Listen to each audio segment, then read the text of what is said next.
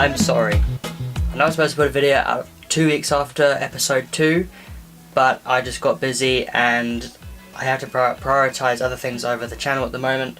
But yeah, I'm back. This is episode 3. I'm gonna postpone the current comparison between the Canon A1 and the Nikon N or F90 because I want to play around with the N90 a bit more, because I feel I've used it a few times, but I haven't used it as much as I've used the Canon AU1, which has pretty much been by my side for the last couple of days, or should I say weeks.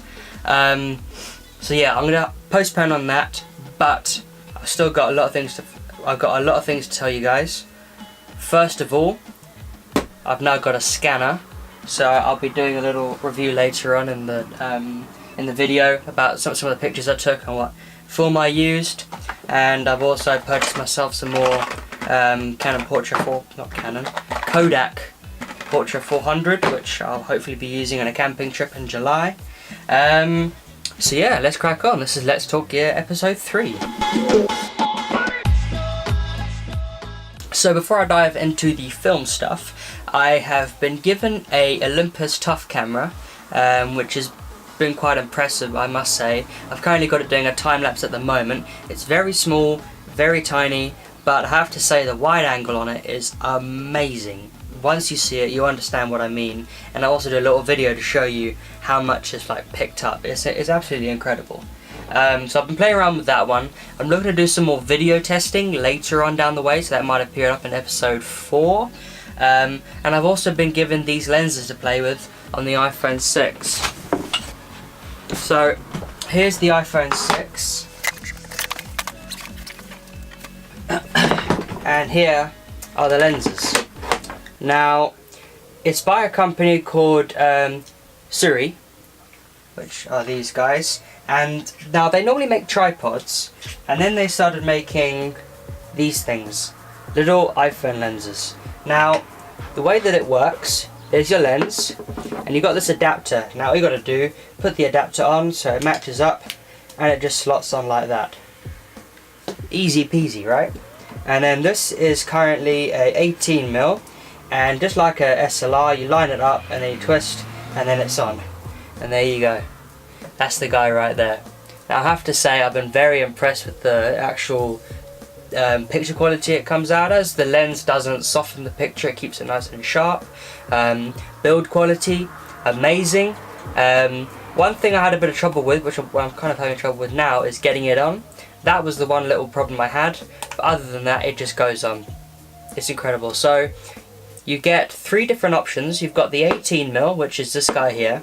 I'll be showing you up some pictures of it as we speak.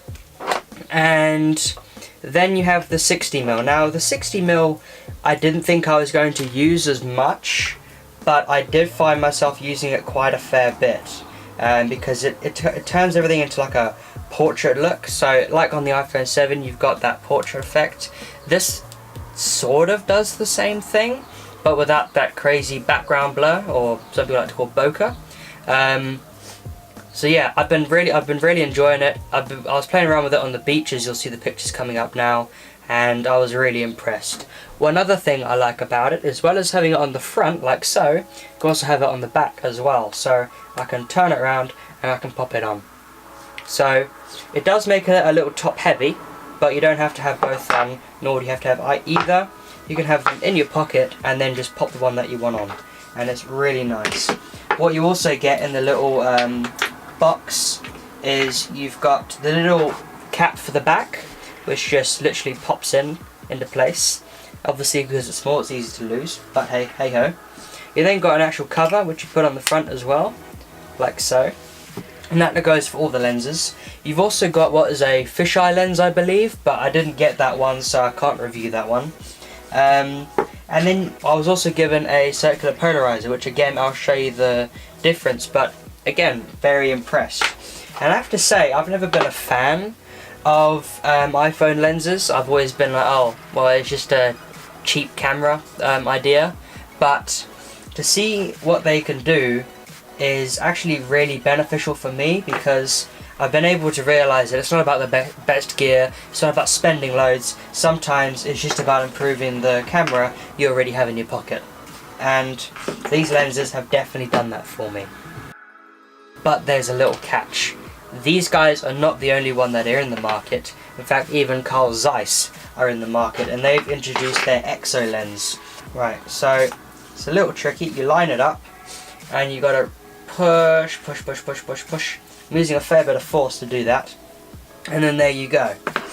Now, the actual lens itself is a wide angle, very similar to the 18mm. So on the back you've got a rubber cover, like so, that just literally peels off. This one isn't bayonet, that's the one thing I don't like about it. You gotta screw it on, like so. There it is. Now this one, it looks bigger, you would expect it to be a bit more top heavy, but it's a lot more balanced. You've also got this cover there, that comes off, and you can see how large it is just from the front there. It's huge. I've got to say that. It's got a fingerprint on it. So yeah, what you've also got on the bottom is a tripod screw, so you can actually put this onto a tripod, which is great if you're doing filming or anything like that. You've also got what looks to be like a hot shoe fit as well, so you could probably put, or you could mount a flash on there, or currently I've got a little video mic. You could probably screw that in there and then you actually get the mic and plug it into the bottom. So this would be a very good run and gun feature if you're going down, you're doing interviews like I would be, and actually interviewing people on the fly. You could do it with this setup. So that concludes this section. Now let's move on to the next section.